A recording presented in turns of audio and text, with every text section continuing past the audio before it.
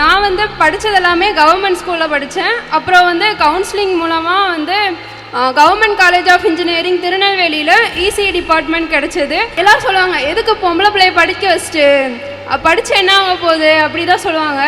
ஆனால் அப்பா வந்து அப்படிலாம் இல்லை, என் பொண்ணு வந்து அவள் சொந்த காலில் நிற்கணும் அப்படின்னு சொல்லிட்டு என்னை படிக்க வச்சாங்க. ரொம்ப கஷ்டப்பட்டுருக்காங்க. வீடு எப்படின்னா ஓட்டு வீடு தான், அது மழை பெஞ்சா தாங்காது, ஒழுகிட்டே தான் இருக்கும். ஹாஸ்டல்லாம் இருக்கும்போது மழை பெஞ்சா தெரியவே செய்யாது, அது ஒரு சேஃபான இடத்துல இருந்த மாதிரி இருக்கும்.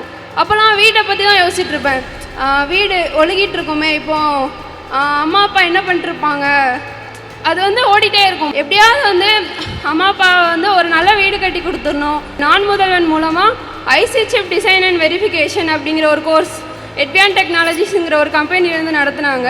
செமிகண்டக்டர் இண்டஸ்ட்ரி அப்படிங்கிற ஒரு இருக்குது அப்படிங்கிறத வந்து தெரிஞ்சுக்கிட்டோம்.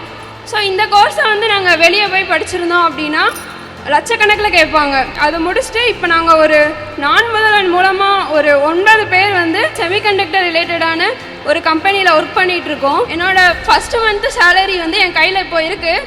அது வந்து நான் எங்கள் அப்பா கையில் கொடுக்கணும் இந்த மேடையில் அப்படின்னு ஆசைப்பட்றேன்.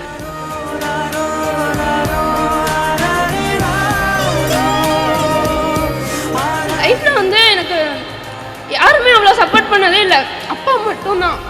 அப்பா அப்பா அப்பா எல்லா விஷயத்துலையுமே அப்பா தான்.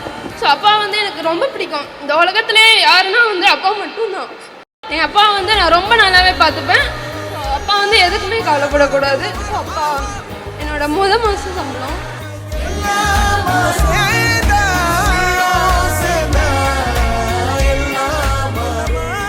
என் மகளை படிக்கும்போது எல்லோரும் சொன்னாங்க, பொட்டை பிள்ளையை படிக்க வைக்காத, படிக்க வைக்காதான்னு சொன்னாங்க. நான் எல்லாத்தையும் மீறி என் பொண்ணு நல்லா படிக்கும், என்னை நம்பி இருக்கக்கூடாது, அவள் வாழ்க்கையை அவள் பார்த்துக்கணும் அப்படிங்கிற உறுதியாக இருந்தேன். இதே மாதிரி உறுதிப்படுத்திட்டான் நம்ம